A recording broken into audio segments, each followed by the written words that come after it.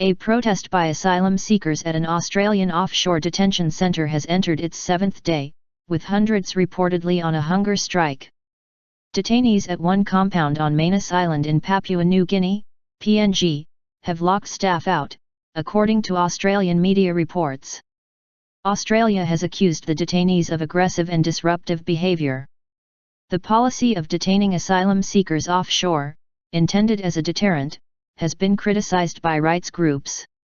Australia sends all asylum seekers arriving by boat to offshore camps in PNG and the Pacific territory of Nauru for detention and processing. The Manus Island Centre was the scene of deadly riots last February, when local residents entered the facility and clashed with detainees. One asylum seeker was killed and at least 70 were hurt in the violence. Detainees in one part of the camp have barricaded themselves inside their compound and can no longer take deliveries of food, reports say. The detainees are reportedly protesting against a PNG government plan to move 50 of them, who have been deemed to be genuine refugees, to Lorngau, the capital of Manus province.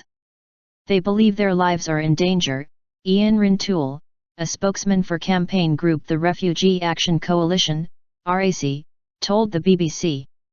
This is also upsetting other people in the detention centre who fear the same will happen to them. The detainees are said to be afraid that they will be attacked by local people if they are moved to Lorngau.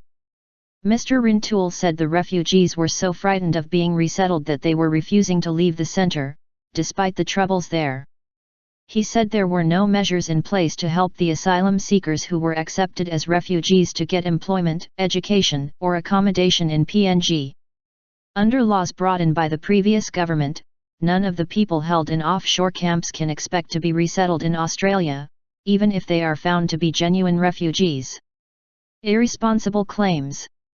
There were unconfirmed reports on Monday that drinking water had been turned off in one of the compounds, the Australian Broadcasting Corporation, ABC, reported. There were also unconfirmed reports that PNG police would be brought in to quell the protests, it said. In a letter seen by the ABC, asylum seekers said they wanted their organs to be donated to Australians if they died inside the centre. The Guardian meanwhile reported that 4 men at the centre had been taken to a solitary confinement unit. Australian Immigration Minister Peter Dutton said on Monday that a number of detainees had been behaving aggressively since the weekend. The failure of this group to cease their disturbing actions is irresponsible. Rather than protesting peacefully, they have chosen a disruptive path, Mr. Dutton said in a statement. He said the detainees were not being denied food and water.